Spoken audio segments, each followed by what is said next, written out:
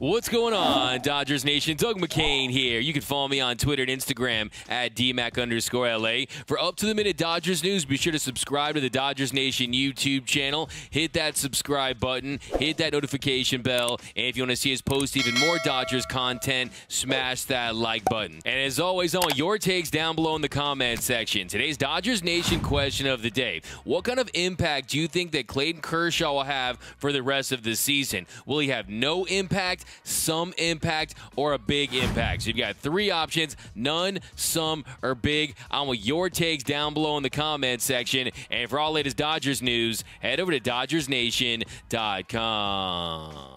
So we've got an update on Clayton Kershaw that we'll get into in just a second. But first, the Dodgers made some roster moves Monday. First, claiming catcher Anthony Bamboom off waivers from the Angels. So the 31-year-old backstop was DFA'd by the Angels on Saturday, and the Dodgers, they picked him up. He'll be the third catcher on the Dodgers' 40-man roster behind Will Smith and Austin Barnes. Now, Bemboom has played in 54 big league games in his career. He spent 3 years with the Angels, a year with the Tampa Bay Rays, and in his career he's slashing 178, 241, 287, and has 4 home runs. I kind of wish this guy was a big league slugger because he has one of the best last names ever for a power hitter, Bemboom. Just imagine those home run calls, and Bemboom with the boom. I mean, it's so easy, but really what this does for the Dodgers, it gives them some catching depth. Remember, they traded Keibert Ruiz in the deal for Trey Turner and Max Scherzer, so hopefully we don't see him at the big league level, because if that's the case, that means something's happened to Austin Barnes and Will Smith, because you know those are the two guys they'll be rolling with. So they got some catching depth, and another thing they did was they claimed right-handed pitcher Connor Green off waivers from the Baltimore Orioles. He was DFA'd by the O's on Saturday, and the 26-year-old saw limited action this year with Baltimore, allowing 6 runs in 3 2/3 innings pitched. So some more pitching depth for the Dodgers. We saw yesterday what Brule was able to do for the Dodgers. He goes an inning and 2/3, got the job done against the Angels, so that was a nice sight. But also, you saw Quackenbush. He did not pitch very well. So the Dodgers, they're trying to find some pitching depth wherever they can find it. Look, if you're a pitcher and you have a glove, be at Dodger Stadium tomorrow by 10 a.m. I'm sure they would give you a shot. Now, I'm just playing, but the good news is there is reinforcements on the way. Dave Roberts said that Corey Knebel will join the team for their 6-game road trip. They got 3 against the Phillies, 3 against the Mets, and Corey Knebel will be activated off the IL on Tuesday. So that is big news, because Corey Knebel hasn't pitched since late April. He was brought in to try to get his career back to where it was when he was an all-star reliever with the Milwaukee Brewers. Had a really solid start, then suffered that oblique injury, but he is going to be back with the team on Tuesday, and I think that he's going to have an instant impact on the quality of this Dodgers bullpen. He's going to give them some much-needed stability. I've been watching all of his appearances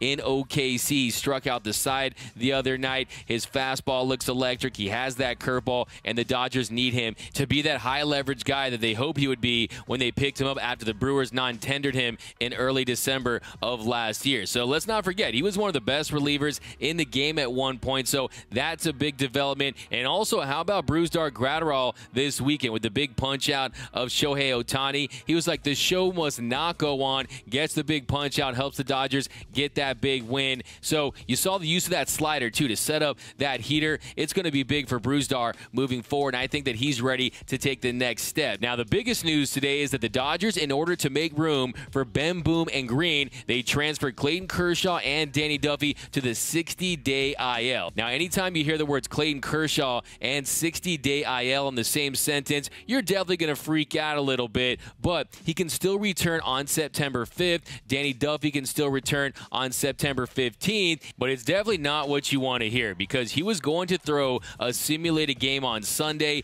but that didn't happen. The Dodgers were forced to shut him down altogether, and it doesn't mean that this injury has been re-aggravated, but it does mean that there's still a lot of soreness, and that is not good news if you're Clayton Kershaw and the Dodgers.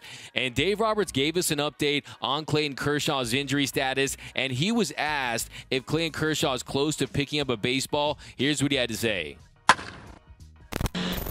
It's just soreness. All the scans are clean. It's just right now there's some soreness in the elbow. So you look at where we're at, trying to get it all to dissipate, and the build-up progression. What it will take, just a simple math puts us, at the beginning of September. So I think right now we just want to make sure it's out, the soreness, and then when he picks up a baseball, we can start building up and go from there. I am, yes. But I don't know which day, but yes, but relatively soon, certainly. So far this season, Kershaw is 9-7 with a 3.39 ERA, a .978 WHIP, a 2.99 FIP through 106 and a thirds innings pitch. You see those strikeout numbers slightly up. The velo on that fastball isn't as up as it was last season. So this year on the heater, he's averaging 90.7 miles per hour on the heater. Last year, he was averaging 91.6 miles per hour, but it is still up for when it was at a low of 90.3 miles per hour in 2019. The other thing you're seeing with Clayton Kershaw is he's throwing that slider more than he ever has. He's throwing that at a 47.5% clip. It's one of the most effective sliders in the league. Opponents are hitting 183 off of it, but he has to find a way to get back, get a rhythm, and just ramp up in time to be ready for the postseason. If you ask me, I am starting to get a little concerned because that soreness doesn't seem like it's going away, and you saw the moves that the Dodgers made. They traded for Max Scherzer. They traded for Danny Duffy. They signed Cole Hamels.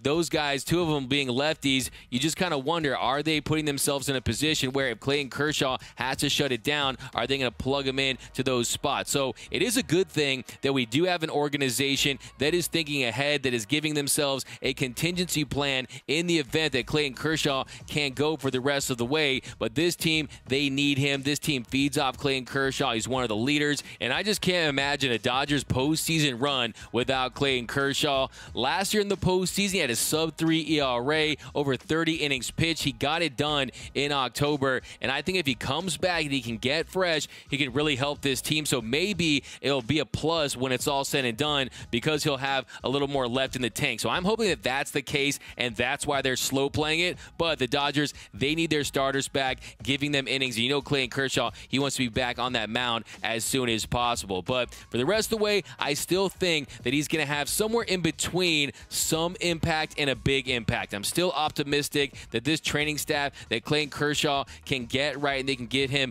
back on that mound when it matters most. And what we saw last season, he was so effective. The way he's continuing to be so effective with that slider, maybe we'll see an increase in velocity with the time off. That's what I'm hoping, because Clayton Kershaw, you know he wants one more World Series title at least. He wants to celebrate the right way in that clubhouse with those eyes burning because of the champagne. He wants that parade. So I think Clayton Kershaw is going to do whatever it takes to come back, because look, he is going to be a free agent after this season. So I still think that he'll be with the Dodgers next year. I think he signs a 2-year deal. That's my prediction, maybe a 2-year deal with an option. But depending on his health, we'll see how that goes. I think a lot can change with Clayton Kershaw, and I do think we're going to have to really keep our eyes on it at this point. But let me know down below in the comments section, what kind of impact do you think Clayton Kershaw will have for the rest of the season? Will it be no impact, a small impact, or a big impact? I want your takes down below in the comment section. My name is Doug McCain. You can follow me on Twitter and Instagram at DMac_LA. For up-to-the-minute Dodgers news and rumors,